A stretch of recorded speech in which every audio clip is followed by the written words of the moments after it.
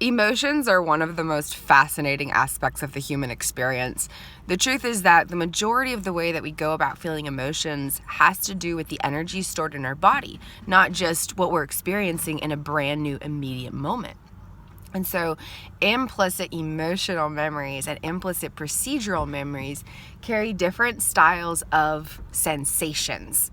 And these can be anything from an abstract feeling to a somatic sensation of tension and a variety of other things. And so along the healing journey, it helps to let go of logic and reason sometimes and just create space to move energy without needing to know what it is in particular. And so I invite you today to go find some kind of private, safe space. Maybe if you have a car, you go for a drive somewhere away from people, or you're at home in a room, maybe with a pillow, and you just start to scream.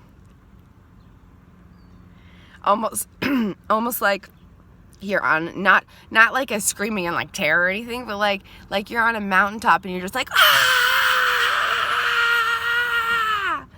But genuinely using your voice to its maximum potential, its maximum capacity. Okay? And so I invite you to do this and to continue doing it for as long as you feel like it without needing to know why. Because in that process, you're letting go of something, but you don't need to know what it is that you're letting go of in order to let go of it. And I think that's sometimes where we get tripped up. We're like, let me do all this mind work and this logic work and this understanding work, and let me explicitly understand things. But sometimes we just need to implicitly release energy, and we don't need to know. We don't need to know what the energy is. We don't need to know where it came from. We don't need to know the backstory about why this energy is in our body. We don't need to know the details of the explicit memories that associate with the implicit memories. We don't need to know any of that. We can just create space, release energy, and let go, and leave it at that. So I invite you to go create space. If you can, maybe get out in nature or go for a drive. If you're at home, maybe you stuff your face into a pillow to muffle the sound so you don't freak people out. But I invite you to create space and just release energy. Just start screaming, but not like a like screaming in terror, but like a like you're freeing up space inside of you. You're letting go of something you didn't need to let go of. And you can even like affirm that. Like, I give myself permission to let go of something that I didn't know that I needed to let go of today. And in that process, we create space to rewire the stuff in here so it actually changes the instinctive sensations we experience in the future. It might not totally change how we're feeling in the moment. It might create a total energy shift right away.